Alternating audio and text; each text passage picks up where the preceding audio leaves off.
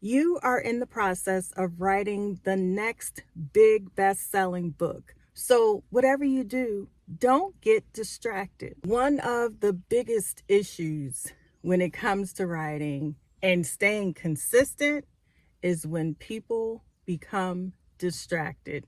Let's face it, writing is a solitary gig. I will say this until I turn blue in the face, and it's very difficult to stay motivated, to stay consistent, to be in that book every day when you are working on penning this next great novel.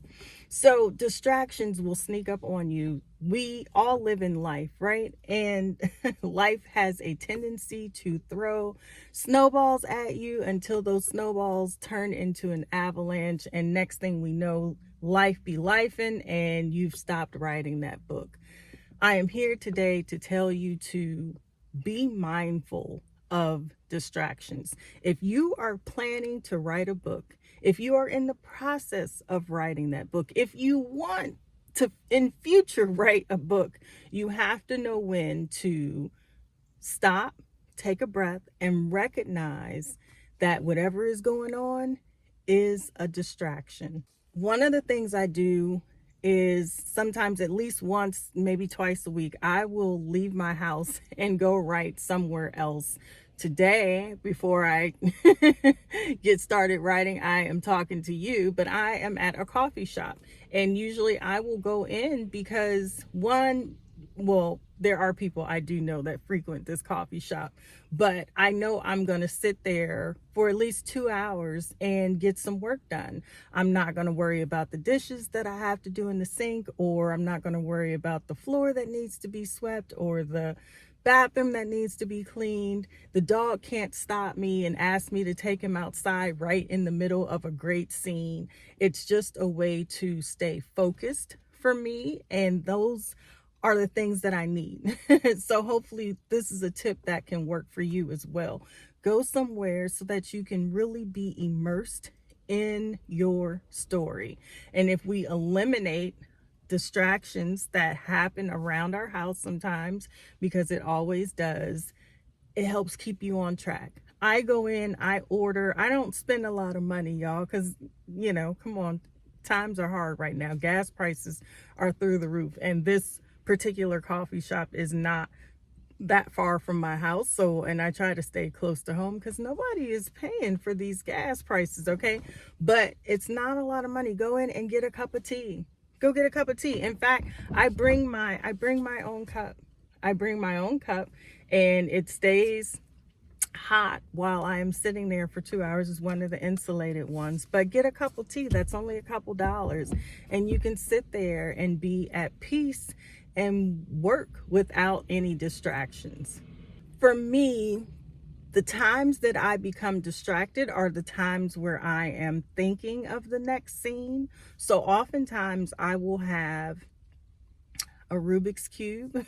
I'm telling all my secrets, but I have something next to me, like a fidget spinner or whatever, just something next to me that I can take my mind off the computer screen. I can take my line of sight off the computer screen and I can do something else, fidget with my hands, not get up, but just do something that then opens my mind and I can think about that next scene and it comes to me. I put my Rubik's Cube down and I go back and I start writing again. And that kind of works as well. So have something that for you will be something central that can help you break through and not become distracted. So you want to keep writing, just don't be distracted, because the moment you get up from working on that book, something's going to happen. The dog is going to ask you to go out. You're going to clean the cat's litter box. A phone call is going to come in. Don't get distracted. When you use an outline for your book, it cuts down on the amount of distraction you have, because when you sit down, you know exactly what you're going to write. You know where your story is going. You don't have to do a lot of starting and stopping because starting and stopping causes distractions, y'all. But if you are following your outline, then you know, okay, this is where I'm going. This is what I'm writing for the day.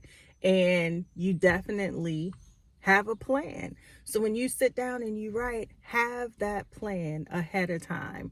The same way you plan out your errands, you know you're going to run here, you're going to run there, you're going to go to the grocery store, you're going to go to the cleaners, then you're going to get gas, then you're going to do this. You have already planned out your day. So do the same thing when you're writing. Have a plan. You're going to go to write this particular scene, and then you know that scene is going to lead you into the next scene. You already have it plotted out, planned out, and that's how you get it done. And it becomes less of a distraction for other things to come at you. So stay focused.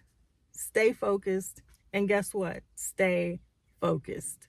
One of the biggest distractions also is procrastination. I suffer from it multiple times. So try to be intentional. Do not procrastinate on something that you love to do. If you love writing and you want to get your book out, you're going to have to stay focused. If you need to get an accountability partner, my pen sister and I, we check in daily, Monday through Friday, and we say, hey, she's big on word count. I'm big on pages. So she'll call me or send me a voice message and say, hey, D, I've written 900 words today, and her daily goal is 700. So I'm like, all right, bet, you've done 200 more words than usual. You're on track. Let's get it. And I will then in turn and say, hey, I wrote 5 pages today, which is my typical amount of pages I write per day. Wrote 5 pages. I'm on track to finish by such and such date. Let's go. Let's get this. And we keep each other motivated. So if you need to have someone like that in your life, I pray you can find that person or drop me a comment. I will gladly be your accountability partner. And we just check in with each other, because it's important sometimes, because writing is so solitary, that you know that you have someone that is supporting you and that knows exactly what you're going through, because y'all are doing it together. So it just helps. It's the same as having a workout partner. When you have somebody going to the gym, you are less likely to disappoint that person. You'll disappoint yourself and say, oh, I'm not going. But if someone is meeting you there, y'all are going and doing this thing together, then you're like, well, no, my friend gonna be there. Let me get my butt up. Let me not be lazy. And that's the same way it is in writing. So I pray you have that person. Again, if you do not, please let me know, and I will gladly be your accountability partner. Thank you so much for watching this video. My name is Dee LaSure. I am a writer and producer, and recently I got a multi-book deal. So I have been writing to my heart's content. It has been so much fun, to the point I even took my YouTube series and turned it into a book, a series that I almost deleted from my page. I almost deleted it, y'all, and I shudder to think what would have happened had I done it, not knowing that I would get a book deal in the future. So I took my series, turned it into a book, and that book, I named it the same title, Dear Future Husband. That book comes out in October, but my first release under Black Legacy Publishing comes out June 3rd. So I am just about a week away from dropping my first book. So, well, the first book with this company I have written for many, many years, but it is so exciting for me to come back to my love of books, because I started out my career writing books, then I went into television and film, and I just love books so much that I decided to come back, and it has been one of the best decisions I've ever made, and it is so rewarding. There was a space in my heart that needed to be filled, and this was it. Little did I know, but I'm so excited for that. So everything is on track, y'all, and I am really loving how everything is going right now. So I'm so excited for you to read Emerald's Path, releasing June 3rd, and we're going to go through this journey together, all right? So thank you for watching. Enjoy your day. But whatever you do, please don't forget to let the day enjoy you on purpose. I will see you next time.